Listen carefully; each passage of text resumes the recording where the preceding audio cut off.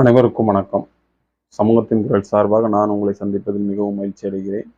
இன்னைக்கு நம்ம பார்க்க போறது என்னவென்றால், திமுக வாக்கை கொள்ளையடித்தவர்கள் யார் யார் என்பதை நாம் இப்போ பார்க்க இருக்கிறோம். மோடி, அமித்ஷா வரும் காலங்களில் என்ன செய்ய போகிறார்கள்? தமிழ்நாட்டில் தேர்தல் ஒன்று நடக்குமா என்று குறியாகியுள்ளது. மேலும் 2029 நாடாளுமன்ற தேர்தலுடன் சேர்ந்து சட்டமன்ற தேர்தலும் அனைத்து மாநிலங்களிலும் இந்தியாவில் நடைபெறுமா என்று பார்க்கப்படுகிறது. வாங்க நம்ம செய்திக்குள்ள போவோம்.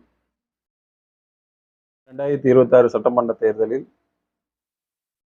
போட்டியிட்ட கூட்டணி ஒன்று அதிமுக, இன்னொன்று பிஜேபி மற்றும் இதர கட்சிகள் கூட்டணிகளுடன் இருந்தன, என்டிஏ கூட்டணிகளுடன்.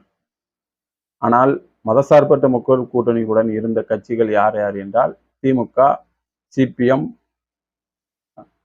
கம்யூனிஸ்ட், ஐயுஎம்எல், விசிக.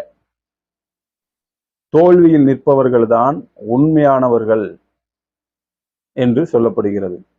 ஆனால் திராவிட முன்னேற்ற கழகம் தோல்வியை தளித பிறகு, தனது ஆட்சியை இழந்த பிறகு ஆட்சி உள்ளவர்களிடம் சென்று விட்டார்கள். இது மிகப்பெரிய தமிழ்நாடு மக்களிடையே மிகப்பெரிய ஒரு அதிர்வலையை ஏற்படுத்தியிருக்கிறது. அப்படி விஜய் பிடிக்கும் என்று நினைத்திருந்தால் நீங்கள் தேர்தலுக்கு முன்னே சென்றிருக்கலாம் என்றெல்லாம் ஒலிகள் எழுப்பியிருக்கப்பட்டு இருக்கின்றன. தலைவர்கள் என்ன, அவங்களுக்கு கிடைக்கிறத வாங்கிட்டு அவங்க பாட்டில் இருந்துக்கிடுவாங்க. பின்னால இருந்து கொடியை தூக்கிட்டு இருந்தவன் தானே அந்த வழி தெரியும். தெரு தெருவா போய் ஓட்டு கேட்டவனுக்கு தானே அந்த வழி தெரியும். அப்படி சூழ்நிலையில் இன்னைக்கு இருக்கு. நம்ம புதுசா நம்ம பார்க்க போறோம் அப்படின்னா, சிபிஎம், கம்யூனிஸ்ட், விசிக, ஐயுஎம்எல். இந்த ஐயுஎம்எல் எல்லாம் என்ன சொல்றது, 60 வருஷமா திமுக கூட இருந்தது. நாங்க 60 ஆண்டுகளா திமுக கூட இருக்கிறோம். நாங்க இருந்து என்ன பிரயோஜனம்? அவங்க தான் உங்களை மற்ற மாநிலங்களை விட முஸ்லீமை பாதுகாப்பது மிக முக்கியமான ஒரு இடத்தில் இருப்பவர்கள் திமுக தான். முஸ்லீமிற்கு ஒன்று என்றால் போர்க்கொடி ஆட்சியில் இருந்தாலும் இல்லாட்டாலும் போர்க்கொடி தூக்குபவர்கள் திமுக தான். ஆனால் ஐயுஎம்எல்லில் ஒரு அமைச்சர், அதாவது தாவைக்கால இருந்து ஒரு அமைச்சரை கடனாக அந்த திமுக வாக்கை திருடி விட்டு அதுல இருந்து வெற்றி பெற்று ஒரு அமைச்சரை ஐயுஎம்எல்ல கொடுத்திருக்காங்கல்ல, அந்த அமைச்சர் என்ன சொல்றாருன்னா 50 ஆண்டுகளுக்கு திமுக துடைத்தெறிக்கப்படுமா. திமுக துடைக்கெறியப்பட்டு விட்டால் முஸ்லிம்ங்கிறதே தமிழ்நாட்டில இருக்காது, இஸ்லாமியர்கள் என்பது தமிழ்நாட்டில இருக்காது.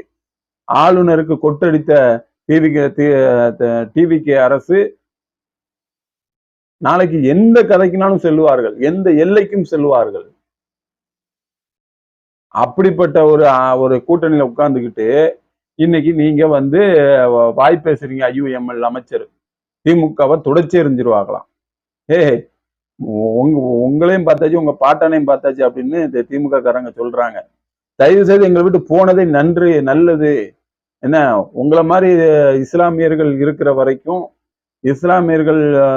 வரைக்கும் அந்த மதத்திற்கே கேடு என்று சொல்லப்படுகிறது. அப்படி என்று சொல்லுகிறார்கள். நீங்க போங்க, நாங்க அடுத்த தேர்தலில் சந்திக்கிறோம், தேர்தலில் உங்களை நாங்க பாத்துக்கிறோம். ஏனிய தூக்கிட்டு தெரு தெருவா போய் ஓட்டு கேட்டவனுக்கு அந்த வழி தெரியும். நீங்க வீட்டுக்குள்ள உட்கார்ந்து பேசிக்கிட்டு இருந்தவங்களுக்கு வழி தெரியாது. ஏனிய கையில தூக்கிக்கிட்டு பிரச்சாரம் பண்ணார்ல லியோனி, அவருக்கு தான் அந்த வழி தெரியும். கொடியை தூக்கிட்டு பின்னாலே அலைஞ்சாம் பாரு திமுக காரன், அவனுக்கு அந்த வழி தெரியும். நல்லவங்களா இருந்தால் ராஜினாமா பண்ணுங்க, எம்எல்ஏ ராஜினாமா பண்ணிட்டு டிவிகே கட்சியில் நின்று ஜெயிச்சு 2வது அமைச்சராகுங்க தைரியம் இருந்தால். அப்படிதான் தமிழக மக்கள் சொல்லுகிறார்கள், ஒவ்வொருவரையும் அப்படித்தான் சொல்லுகிறார்கள். கேவலமா இல்ல, 50 வருஷமா இருந்த கூட்டணியில நாங்க இருந்தோம் அப்படி இப்படின்னு பேசுறீல, எதுக்காக இருந்த? உங்களோட சுய உருவம் தெரிஞ்சு போச்சு. கொள்கை இல்லாத ஆட்கள் நீங்கள், சோபாவுக்காக அலைந்தவர்கள். கேட்டா நாங்க சோபாவை விஜய் வருகிறேன்னு வாடகைக்கு எடுத்தோம், திருப்பி சோபாவை கொண்டு கொடுத்துட்டோமா? கேவலமா இல்லையா அதெல்லாம்? ஒரு ஆள் வாராருன்னா நீங்க சோபா வாடகை தான் வாங்கலாம். அப்ப இது வரைக்கும் உங்க ஆபீஸ்ல சோபாவும் கிடையாது, சேர் கிடையாது, எதுவுமே கிடையாது. சும்மா மொட்டை முழுக்கமா இருந்தது. இந்திய முஸ்லிம் கட்சி மீது ஒரு மிகப்பெரிய ஒரு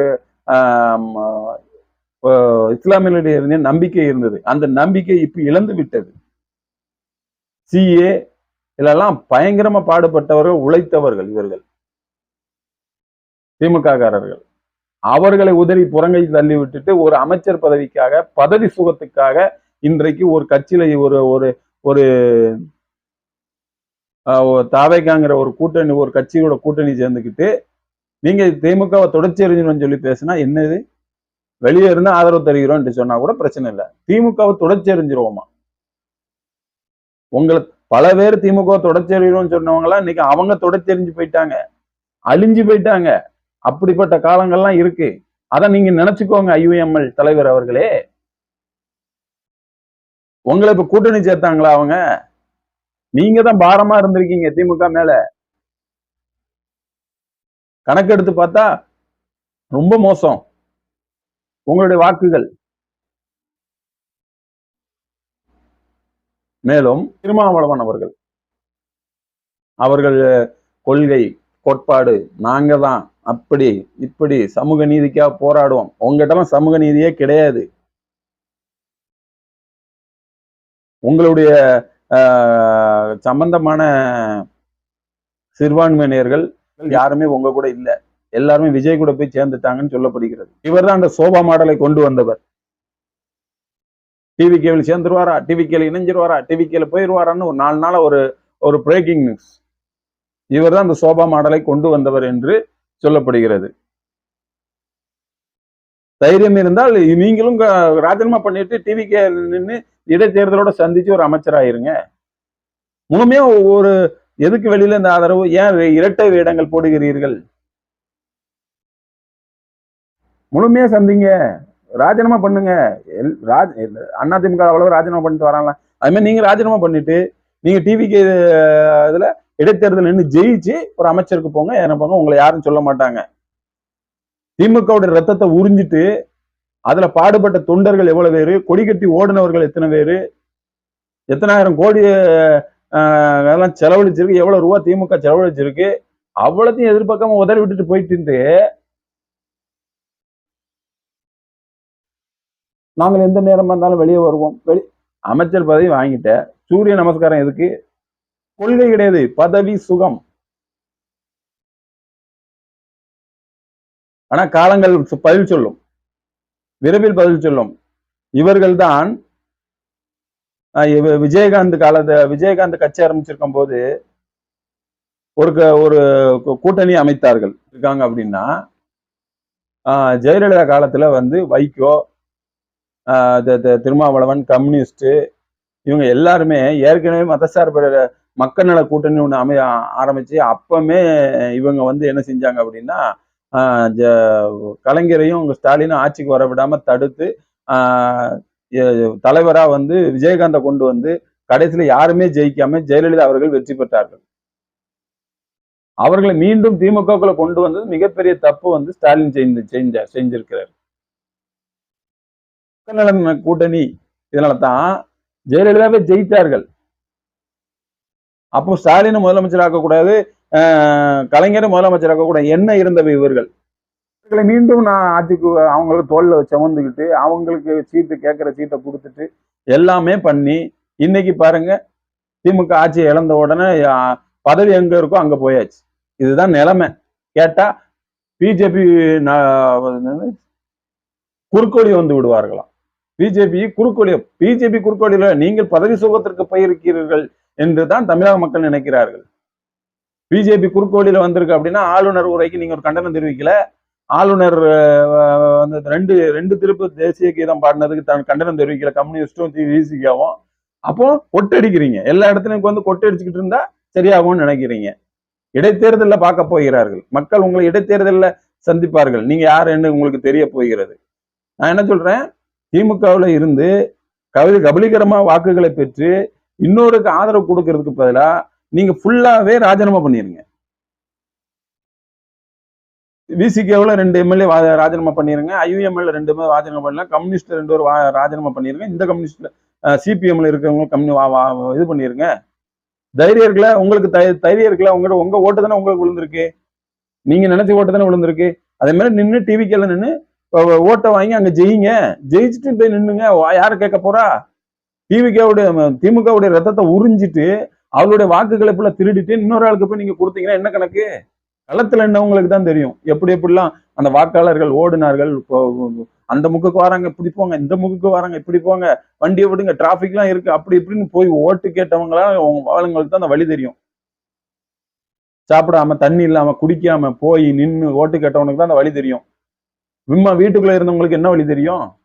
கம்யூனிஸ்ட் கட்சி கொள்கைக்காக எதையும் செய்வார்கள், யாரென்னாலும் செய்வார்கள். தூத்துக்குடியெல்லாம் 76ல ஆனந்த்னு ஒரு ஆள் கம்யூனிஸ்ட்ல நின்றுருக்காரு. தனக்கு கொடுத்த வாகனத்தை கூட கம்யூனிஸ்ட் ஆபீஸுக்கு கொடுத்துருக்காங்க. அப்படிப்பட்ட கம்யூனிஸ்டுக்காரங்கள்லாம் இருக்காங்க. ஆனா இன்றைய இருக்கிற கம்யூனிஸ்ட் கட்சிக்காரங்க தூக்குச்சட்டி தூக்குறவங்க, சோபா மாடல் உள்ளவங்க. சோபா செட் வந்தா போதும், அவங்க கொள்கை எது கோட்பாடு கிடையாது, எதுவுமே கிடையாது, சோபா செட்ல உட்கார்ந்துக்குவாங்க. அந்த சோபா செட்ல அப்படி என்னதான் இருக்குன்னே தெரியல. நீங்க சும்மா இந்த கொடியை தூக்கிட்டு இந்த அலைஞ்சுக்கிட்டு இருக்காங்களே, அதே மாதிரிலாம் இப்போ கம்யூனிஸ்ட் கட்சி கிடையாது, சுத்தமா கிடையாது. கம்யூனிஸ்ட் 10 ஆண்டுகள்ல தமிழ்நாட்டில் தொடர்ச்சி அறிக்கப்பட்டிருக்கும். எல்லா மாநிலத்திலும் தொடச்சிட்டாங்க, எல்லா மாநிலத்திலையும் கம்யூனிஸ்டா தொடச்சிட்டாங்க, கம்ப்ளீட்டா தொடச்சிட்டாங்க. தமிழ்நாட்டில் மட்டும்தான் இந்த கம்யூனிஸ்ட்ங்கிறது உயிர் பெற்று கொண்டு இருக்கிறது.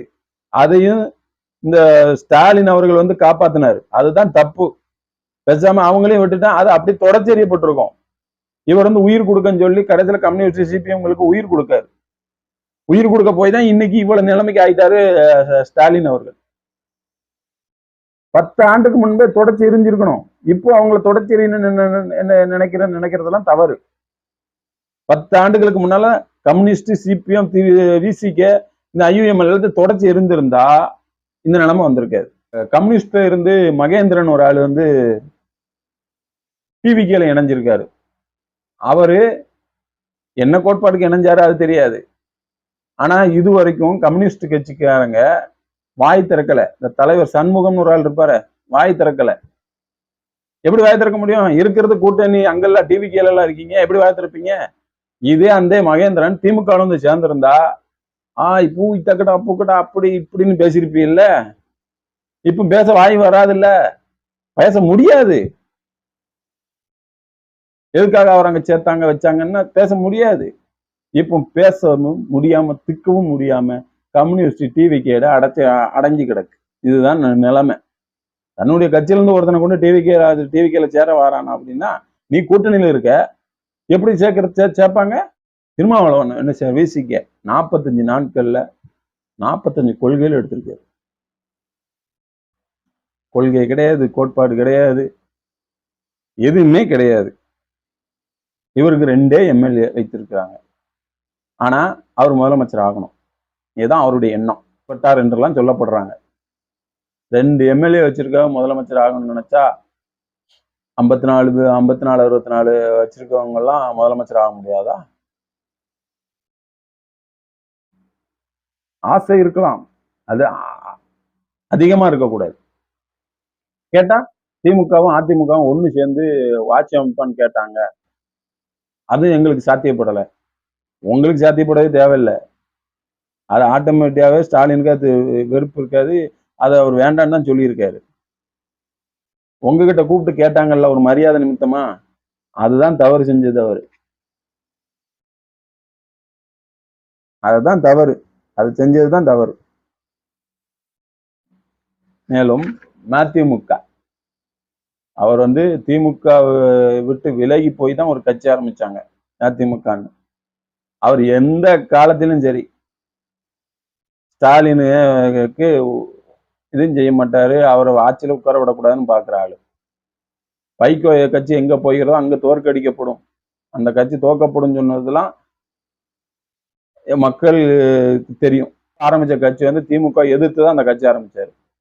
கடைசியில கூட்டணிக்கு வந்துட்டாரு. இதே மாதிரிதான் ஒரு ராஜ்யசபா எம்பி வாங்கி அங்க போயாச்சு போன வட்டம். அங்க போய் உட்காந்து அந்த ராஜ சுகத்தை பெற்றுக்கொண்டு அந்த இது வந்துட்டு இங்க வந்தாச்சு. இப்போ இங்க வந்து எனக்கு 4 தொகுதி கேட்டேன், 2 தொகுதி கொடுத்தாங்க அப்படின்னு சொல்லிட்டு 2 தொகுதியில ஜெயிச்சிருக்காரு. அது யாரு? போங்க, நீங்க போய் ஓட்டு கேட்டு காலில் விழுந்து, ஐயா அம்மா ஓட்டு போடுங்க, உங்க ஓட்டா விழுந்திருக்கு, அங்க விழுந்தது, அங்க வீட்டுக்கு திமுக ஓட்டு விழுந்திருக்குங்க. ராஜினாமா பண்ணுங்க. ராஜினாமா பண்ணிட்டு டிவிகே கட்சியில இருந்து நின்று போய் ஜெயிங்க. நல்ல தைரியமான ஆளா, மூத்த அரசியல்வாதி தானே, வாய் தெருக்க பேசுறவர் தானே, நீங்க போய் ஜெயிச்சு பாருங்க. நல்ல மனுஷனா இருந்தா போங்க, ராஜினாமா பண்ணுங்க, பண்ணிட்டு போங்க. ஏன்னா ஏற்கனவே தெரியும் 50-50 வாங்கியாச்சுன்னு எல்லாம் சொன்னாங்க. அது தகவல் வந்து அதிகமா கசையாயிருச்சு. 50 கோடி வாங்கினதாக தகவல்லாம் வெளியாகிருக்கு. அதை நம்ம ஊர்ஜிதமா சொல்ல முடியாது. ஆனா இந்த 2 தொகுதியிலும் திமுக வந்து 440 கோடி ரூபாய் செலவழிச்சிருக்குல்ல. அப்ப திமுக காரன் ஓட்டு தானே அங்க விழுந்திருக்கு. திமுக காரன் எவ்வளவு பேரும் உனக்கு பாடுபட்டு இருப்பான்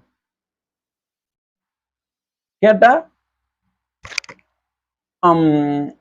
ஏன்னா நான் ஒரு டெல்லியில உயர் அதிகாரி கொடுக்க போறாங்களா, உயர் பதவி கொடுக்க போறாங்களா?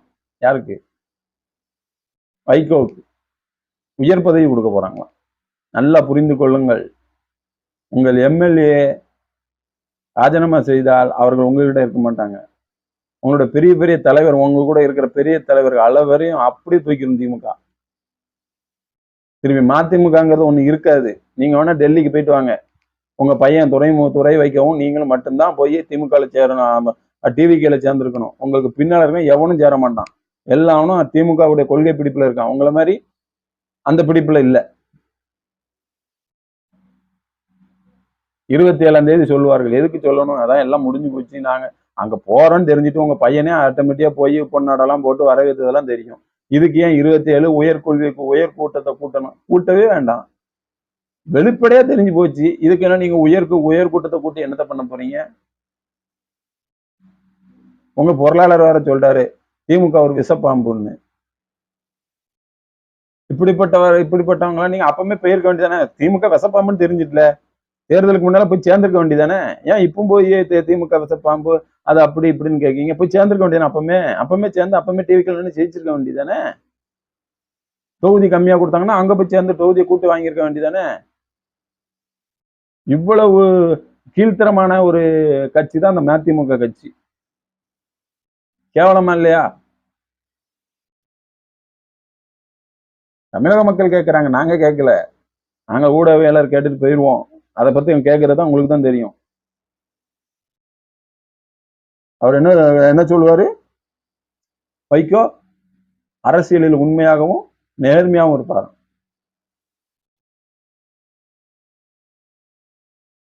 அது உங்களுக்கு வாய் வார்த்தை தான்.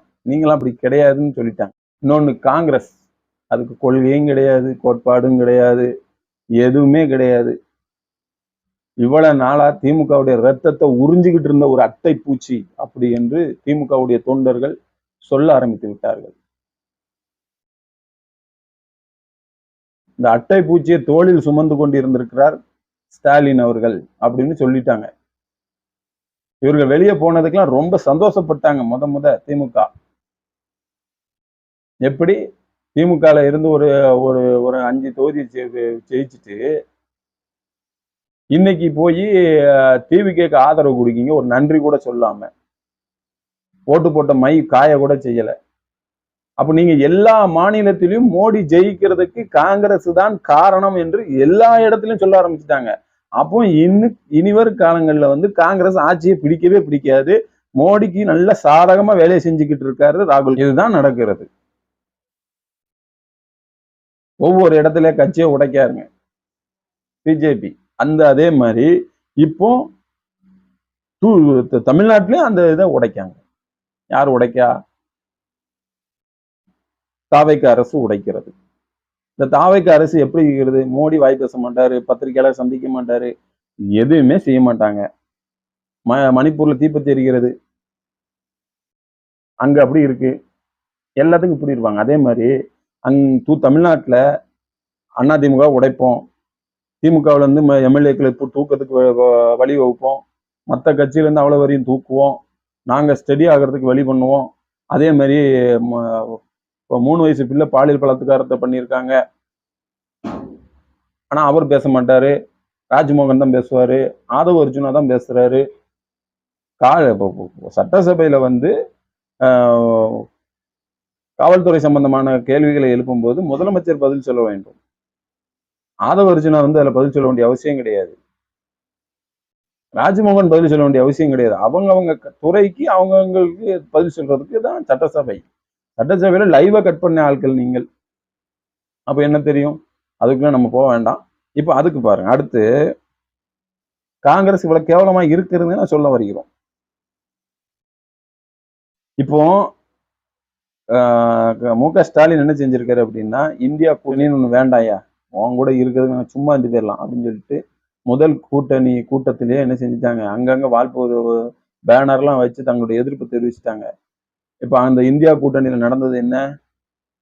எல்லாரும் காங்கிரஸை பிடிச்சு ஏசுனது தான் காரணம். நம்பிக்கை இல்லை, எதுலையுமே இல்லை அப்படின்னு சொல்லி பேசுற கண்டிஷனுக்கு காங்கிரஸ் தள்ளப்பட்டு உள்ளது. இதுதான் உண்மை. மேலும் இந்த மோடி ஆட்சியில நடந்திருக்க ஒரு இது என்னன்னா, எல்லா கட்சியிருந்தும் அவங்க வந்து இப்ப என்ன செய்யறாங்கன்னா, தங்களுடைய பெரும்பான்மை இல்லை அப்படிங்கும் போது ஒரு கட்சியை உடைச்சு அந்த கட்சியில் உள்ள எம்எல்ஏக்களை எடுத்துட்டு வந்து அவங்க ஒரு ஆட்சி அமைப்பாங்க. ஒரு எம்பிக்களை உடைச்சி அங்க கொண்டு வந்து அந்த கட்சியெல்லாம் உடைச்சி கொண்டு வந்து அந்த அவங்களுக்கு சாதகமா வைப்பாங்க. இது வந்து பார்க்கறது பாரதிய ஜனதா பார்த்துக்கிட்டு இருக்கு. இவ்வளவு கஷ்டப்படணும், நம்ம எதுக்கு எப்படி கஷ்டப்படணும் அப்படின்னு அமித்ஷா மோடி நினைக்கிறாரு. அப்போ அவங்க என்ன செய்யணும்னு நினைக்காங்க அப்படின்னா, இந்த தேர்தலே இல்லாம ஆயிட்டுனா எங்கேயுமே தேர்தல் வைக்க வேண்டாம். இந்த தேர்தல் இல்லாம ஆக்கிட்டா சூப்பரா இருக்குங்களா அப்படிங்கிற கண்டிஷனுக்கு மோடி அமித்ஷாவும் போயிட்டாங்க. இதற்கு முழு ஆதரவும் தேர்தல் ஆணையம் பண்ணுது. இதுல சட்டமன்றத்துல ப்ரோ ஆதவ் இருக்கார்ல, ப்ரோ ஆதவ் அவர் என்ன சொல்லுங்க, வாயை திறந்து பேசுங்க சிஎம் அப்படின்னு எதிர்கட்சியில இருந்து ஒரு குரல் வருது. அதற்கு நீங்க பார்த்திருப்பீங்க, அது விஜய் எப்படி உட்கார்ந்துருந்தாருன்னு உங்களுக்கே தெரியும், அதை நம்ம சொல்ல வேண்டாம். ஆனா ப்ரோ வாய் திறங்க ப்ரோ அப்படின்னு ஆதவ் எதிர்கட்சியிலேருந்து கேட்க பதில் சொல்றது ஆதவ அர்ஜுனா என்று சொல்றாரு, எங்க தலைவர் வாயை திறந்தார்னா குளத்தூர் இருக்குல்ல, குளத்தூர் அங்க வந்து பிரச்சாரத்துக்கு வந்தாதான் உங்க தலைவர் தோத்தாரு, அவர் வாயை திறந்தா தோத்துருவாங்க. சரி, குளத்தூர்ல நீங்க பிரச்சாரத்துக்கு போனதுனால தான் ஸ்டாலின் தோத்தாரு அப்படின்னு சொல்றீங்கல்ல, அப்ப எப்படி உங்களுக்கு 108 வந்துச்சுல்ல, நீங்க 108 இடத்துக்குமா நீங்க பிரச்சாரத்துக்கு போனீங்க? 108 இடத்துக்கு நீங்க பிரச்சாரத்துக்கு போனீங்களா? அங்க விஜய் வாயை திறந்து பேசினாரா? சரி, அதை விடுங்க. கொளத்தூர்ல விஜய் பிரச்சாரம் பண்ணதுனாலதான் தோத்தாரு அப்படின்றீங்க, ஸ்டாலின் தோத்தாருங்க. நீங்க 130 இடம் தோத்துருக்கீங்க, அதுக்கு காரணம் என்ன? அதை சொல்லுங்க. அவர் ஒரு விஷயத்தை உங்களுக்கு தெளிவுபடுத்துகிறேன், அது எப்படின்னு தெரியல. தமிழ்நாடு முழுவதும் வாக்குச்சீட்டு முறை, அதாவது தபால் ஓட்டு, இந்த தபால் ஓட்டு எண்ணப்படும் போது திமுக முன்னிலையில இருந்தது 163, அதிமுக முன்னிலை இருந்தது 35,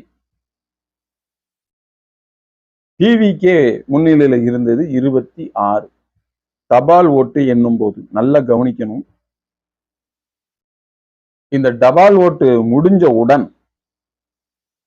தபால் ஓட்டு யார் போடுவாங்க? அரசு அலுவலர்கள், காவல்துறை மற்றும் பத்திரிகையாளர்கள், இவங்க தான் இந்த தபால் ஓட்டு போடுவாங்க. ஆனால் இவங்கெல்லாம் ஓட்டு போடும்போது திமுக எத்தனைல நிக்குன்னா 163ல இருக்கு. 2வது இடத்துல அதிமுக இருக்கு, 3வது இடத்துல டிவிகே இருக்கு. நல்லா புரிந்து கொள்ளுங்கள், இவிஎம் மிஷின் எண்ணப்படும் போது ஸ்டாலின் 2வதுக்கு தள்ளப்படுகிறார். அதிமுக 3வது தள்ளப்படுகிறது. டிவிக்கு முதல்ல வருகிறது. அது எப்படி ப்ரோ ஆதவ், இத பத்தி சொல்லலாமா நீங்க? எப்படி வந்துச்சு? நடந்த மிகப்பெரிய சதி என்றுதான் சொல்ல வேண்டும். குளத்தூர்ல 2வது எலெக்ஷன், குளத்தூர்ல 2வது அந்த ரெய்பட்டியை என்றதுக்கு மனு போட்டுருவோமா? எப்படி ஜெயிச்சீங்க? அந்த இவிஎம் மிஷின்ல இருந்து வந்த கார்டுக்கும் இவங்க ஓட்டு போட்ட கார்டுக்கும் எண்ணிருமா? ப்ரோ ஆனந்த் ப்ரோ ஆதவ் சொல்லுங்க ப்ரோ, சொல்லுங்க. மத்திய பிரதேசத்துல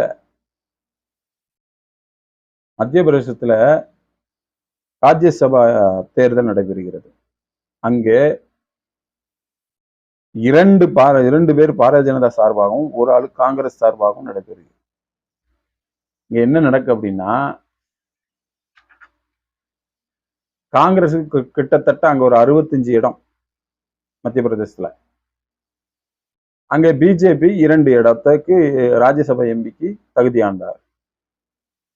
காங்கிரஸ் சார்பில், காங்கிரஸ் எல்லா இடத்துலயும் இப்படி இருந்தா அப்படிதானே வரும். காங்கிரஸ் சார்பில் யாரு ஓட்டு போட்டியிடுகிறார் என்றால் மீனாட்சி சுந்தரம் என்ற அவர்கள் போட்டி போடுகிறார்கள். அவர்கள் வேட்புமனு தாக்கல் பண்ணுகிறார்கள். ஆனால் பிஜேபி சார்பில் 3 பேர் வேட்புமனு தாக்கல் பண்ணுகிறார்கள். கடைசியில் இந்த மீனாட்சி சுந்தரம் என்பவர் வேட்புமனு நிராகரிக்கப்படுகிறது. எதற்கு நிராகரிக்கப்படுகிறது என்று பார்த்தால், அங்கே தேர்தல் ஆணையராக இருந்த அரவிந்த் சர்மா என்பவர் தான் அங்கே தேர்தல் அதிகாரி. அவர் என்ன சொல்றாருன்னா, பத்திரத்துல அவங்க மேல இருக்கிற குற்றத்தை மறைத்து விட்டார்கள், அதனால் அவருடைய வேட்புமனு நிராகரிக்கப்பட்டுள்ளது அப்படின்னு சொல்றாரு. சரி, இந்த வேட்புமனு தாக்கல் பண்றாங்கல்ல, எப்படி நிராகரிக்கப்படும் அப்படின்னா, அவர்கள் மீது ஒரு எஃப்ஐஆர் இருக்க வேண்டும். எஃப்ஐஆர்னா குற்றம் நிரூபிக்கப்பட்டு ஒரு எஃப்ஐஆர் இருக்கும். இன்னொன்னு 2 ஆண்டுகளுக்கு அவங்க ஜெயிலுக்கு போயிருக்குள்ள குற்றங்கள் செய்திருக்க வேண்டும். இதையெல்லாம் அவர்கள் மறைத்தால் வேட்புமனுவை நிராகரிக்கலாம். ஆனால் இந்த மீனாட்சி சுந்தரம் என்பவர்கள் இதெல்லாம் அப்படி கிடையாது. ஆனால் இங்க என்ன நடக்கிறது என்றால், அவருடைய வேட்புமனு நிராகரிக்கப்பட்டு பிஜேபி அரசு 3 பேரும் வெற்றி பெறுகிறார்கள். போட்டியின்றி வெற்றி பெறுகிறார்கள் என்று தேர்தல் ஆணைய அதிகாரி அறிவிக்கிறார். எவ்வளவு பெரிய மோசடி! இதுதான் சீட்டு திருடுவது என்று சொல்லப்படுகிறது. இதற்கு உடந்தையாக இருப்பது தேர்தல் ஆணையம். உத்தரப்பிரதேசம் சட்டமன்ற தேர்தல், அந்த தேர்தலோட இவங்க என்ன செய்யறாங்கன்னா, ஒரே தேர்தல் கொண்டு வராங்க. அந்த ஒரே தேர்தல் கொண்டு வரும்போது மாநிலத்தில் இருக்கிற அனைத்து முதலமைச்சர்களும் அனைத்து இதுவும் ரத்து செய்யப்படும். அனைத்து மாநிலத்திலும் ஒரே நேரத்தில், அங்கு நாடாளுமன்றத்தில் தேர்தல் நடக்கும்போது இங்கேயும் தேர்தல் நடக்கும். அப்படி இருக்கும்போது அனைவரும் ரத்து செய்யப்படுவார்கள். அப்படி இருக்கும்போது நீங்க நினைக்கிற மாதிரி 2030 நமக்கு சட்டமன்ற தேர்தல் நினைக்க வேண்டாம். 2029 சட்டமன்ற தேர்தல் வரும். எழுதி வைத்துக் கொள்ளுங்கள். 2029 தமிழகத்திலே சட்டமன்ற தேர்தல் வரும். இந்த 2029க்கு அப்புறம் இந்த பிஜேபி அரசு என்ன நினைக்குது அப்படின்னா, தேர்தல் ஒன்றே இருக்கக்கூடாது, அந்த தேர்தலே இருக்கக்கூடாது, நாங்க தான் ஆட்சி செய்யணும், நாங்க தான் எல்லாமே பண்ணுவோம், அப்படி கண்டிஷனுக்கு கொண்டு வருவார்கள். இந்தியாவில் தேர்தல் கிடையாது அன்றைக்கு கொண்டு வர சூழ்நிலை கொண்டு வந்துட்டாங்க. இப்படி இந்த காரியத்தை தான் பிஜேபி செய்து கொண்டிருக்கிறது. மிக மோசமான சூழ்நிலையை கொண்டு போயிட்டாங்க. மேற்கு வங்கத்தை துவம்சம் பண்ணிட்டாங்க. இவ்வளவு ஏதோ நீங்க நினைக்கிறீங்க பிஜேபி முதல் மறு சீர்திருத்தம் திமுக மட்டும் இல்லை என்றால் காங்கிரஸுக்கு அங்க மெஜாரிட்டி அடிபட்டு போயிருக்கும். இதுதான் நடக்க போற உண்மை. எவ்வளவு கேவலமா இருக்கு பாத்தீங்க. மேலும் இனிவரும் காலங்களில் விஜய் தாவைக்கான அரசு மக்களுக்கு தேவையானதை மத்திய அரசிடம் பெறவும், மத்திய அரசு இணக்கமா இருக்கிறது தெரியல. ஆனா சொல்றாங்க, பத்திரிகையாளர் எல்லாருமே சொல்ல ஆரம்பிச்சிட்டாங்க. 2 முறை தேசிய கீதம் பாடும்போதே இவங்க இணக்கமா போயிட்டாங்க அப்படின்னு. அதனால பெண்கள் பாதுகாப்பு கண்டிப்பா வேணும். சட்ட ஒழுங்கு சீர கொண்டு வரணும். முதலில் சிஎம் வாய் திறக்க வேண்டும் என்றே தமிழ்நாட்டு மக்கள் அனைவரும் எதிர்பார்க்கிறார்கள். ஏனென்றால் விஜய் என்பது மிகப்பெரிய ஒரு ஸ்டார். அவர் வந்து சட்டசபையில் என்ன செய்ய போகிறார் என்று பொதுமக்கள் சீரியலை பார்த்தவர்கள் இன்று சட்டசபையில் நடக்கிறதை பார்க்க ஆரம்பித்து விட்டார்கள். அப்படி இருக்கும்போது நீங்க நேரலையை துண்டிக்கப்படும் போது உங்களுடைய கட்சியின் பெயர் அவப்பெயர்கள் உண்டாக அதிகமாக வாய்ப்பு இருக்கிறது. எனவே இந்த தவறுகளை சட்டமன்றத்தில் நேரலைகளை கட் பண்ணும் தவறுகளை தாவைக்கு அரசு செய்யக்கூடாது என்றே நாம் வலியுறுத்துகிறோம். நன்றி, வணக்கம்.